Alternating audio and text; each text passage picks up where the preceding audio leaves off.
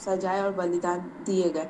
17 सितंबर 1927 को राम प्रसाद बिस्मिल, अशफाक उल्लाह खान, राजेंद्र लारी और ठाकुर रोशन सिंह को फांसी की सजा सुनाई गई।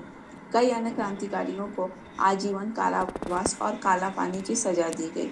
हालांकि क्रांतिकारी दमन का शिकार हुए, लेकिन उनका बलिदान व्यर्थ नहीं गया। काकोरी कांड के बाद देश में क्रांति की लहर दौड़ पड़ी और युवाओं की चेतना जागृत हो उठी। सत्ता का चरित्र और विद्रोह का दमन। ब्रिटिश सत्ता की प्रतिक्रिया वैसी ही थी जैसी किसी भी सत्ता की होती है।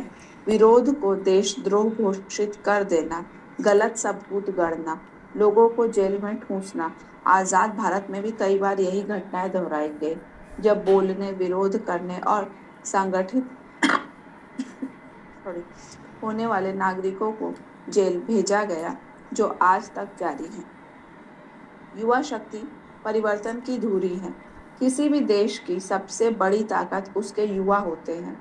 उनके भीतर का जोश और ऊर्जा उन्हें असंभव को भी संभव करने का मादा देती है।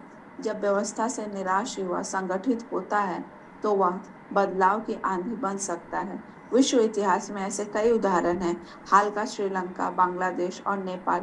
हालांकि इनके सत्ता पोषित अनेक राजनीतिक निहितार्थ हैं, जिसका विश्लेषण अलग से किया जाना चाहिए।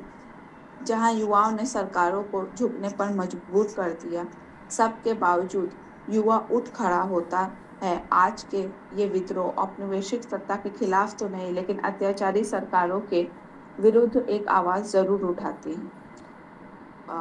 अंतिम में इस आलेख को खत्म करने से पहले मैं पाश की कविता पढ़ूंगी। सबसे खतरनाक है हमारे सपनों का मर जाना।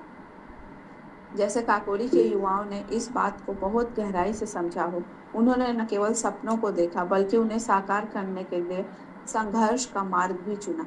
काकोरी कांड भारतीय युवा चेतना का ऐतिहासिक प्रतीक है। जब ऐसा उजाला जिसने भारत के युवा क्रांतिकारी आंदोलन को नई दिशा और धार दी। धन्यवाद। यह रीता